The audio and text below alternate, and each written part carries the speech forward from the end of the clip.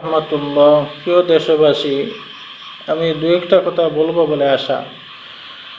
দেখেন, আপনারা সবাই জানেন একটা কথা যে আলেমের ঘর থেকে দু একটা জালেম হয়। শেখ মুজিব উনি ভালো ছিলেন, কিন্তু ওনার মেয়ে হয়েছে একটা জালেম, আর এই এক জালেমের কারণে আজ পুরো দেশবাসী কান্নাকাটি করিতে আছে। কত মানুষের জীবন গেছে আর কত মানুষের জীবন যাচ্ছে এই একটা জালেমের কারণে। প্রিয় দেশবাসী, দেশ স্বাধীন হয়েছে, আলহামদুলিল্লাহ, খুবই খুশি। কিন্তু দেখেন, এই হাসিনা সরকারকে তাড়ানোর আগে আমরা সেদিক একটু একটু ভাবার প্রয়োজন ছিল।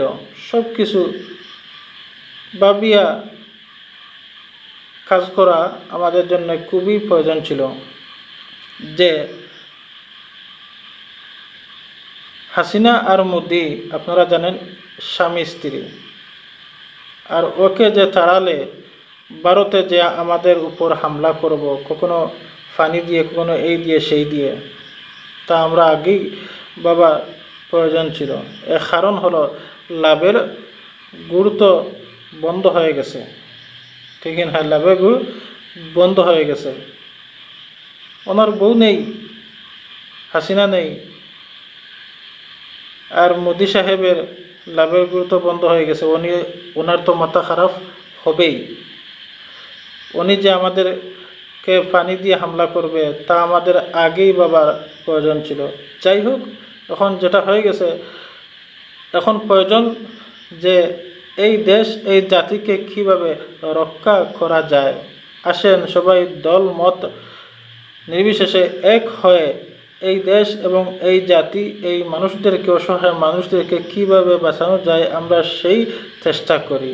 এখন দেখা যায় ইতিমধ্যে কিছু কিছু আতঙ্ক ছড়াচ্ছে কিছু অ্যান্ড্রয়েড ফোন মিডিয়ার দ্বারা, যে মানুষকে সহায়তা করার নামে নেই, এই দেশকে বাঁচানোর নামে নেই, যে আরও তারা আতঙ্ক ছড়াচ্ছে যে ফারাক্কা বাদ দিয়ে দিবে, এই দিয়ে দিবে, সেই দিয়ে দিবে। আপনি কি জানেন আমাদের দেশ কতটুকু এখন কঠিন সংকটের মধ্যে আছে? আমাদের দেশ, পুরো দেশটাই ঋণে ভরা, পুরো দেশটাই ঋণে ভরা। অর্থনৈতিক খুবই দুর্বলতার মধ্যে আমরা আছি এই দেশ। তাহলে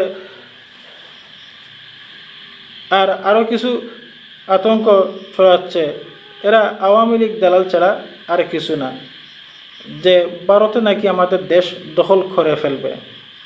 আসলে এটা আমাদের আইডিয়ার বাইরে। ভারতে কখনো আমাদের দেশ দখল করতে পারবে না, কারণ ভারত হচ্ছে আলাদা দেশ, আলাদা রাষ্ট্র, আলাদা সরকার।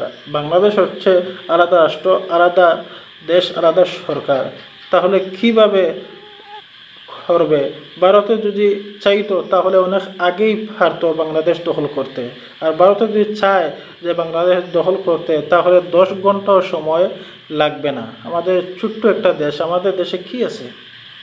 আমরা ওদের সাথে কি হেরে উঠতে পারবো?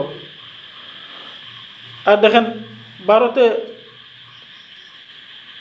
ভারতে আমাদেরকে এখন হামলা করবেই, আমাদের উপরে এখন হামলা করবে, আতঙ্কের মধ্যে আমাদেরকে দৌড়ের মুখে রাখবে। কারণ মোদিজির মাথা ঠিক নেই, কারণ ওনার বউ তো নেই ক্ষমতায়, ওনার লাভের গুড় বন্ধ হয়ে গেছে, তাই ওনার মাথা খারাপ হয়ে গেছে। তাই উনি চাইবেন কখনো পানি দিয়ে, কখনো এই দিয়ে সেই দিয়ে হামলা করতে, মানুষদেরকে মেরে ফেলতে উনি চাইবেন।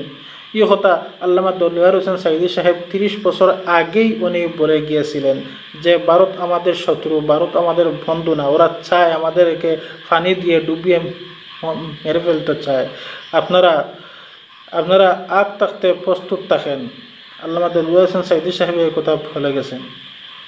আগে আসেন এই দেশ, এই জাতিকে কিভাবে বাঁচানো যায়, এই দেশকে কিভাবে অর্থনৈতিক কিভাবে সচ্ছলতা করা যায়।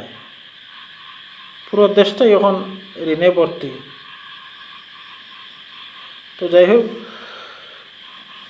আশা করি সবাই ভিডিওটি ভালো লাগলে এই প্রতিবাদে সামিল থাকুন, লাইক শেয়ার দিয়ে আমাদের চ্যানেলটি সাবস্ক্রাইব করে রাখবেন। আসসালামু আলাইকুম ওয়া রাহমাতুল্লাহ।